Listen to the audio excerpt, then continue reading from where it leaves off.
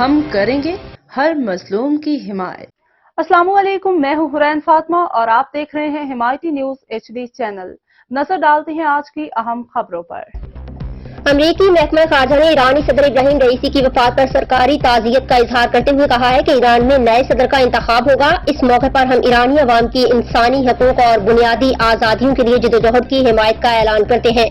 امریکی محکمہ خارجہ کے ترجمان میتھیو ملر نے کہا کہ ایرانی صدر کے ہیلی کاپٹر حادثے کے بعد ایران نے امریکہ سے مدد طلب کی تھی۔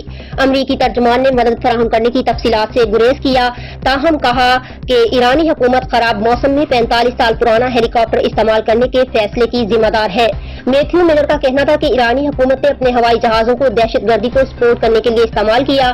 امریکی ترجمان کا کہنا تھا کہ ایران پر لگائی گئی پابندیوں کے لیے بالکل معذرت نہیں کریں گے، ایرانی حکومت پر پابندیاں جاری رکھیں گے۔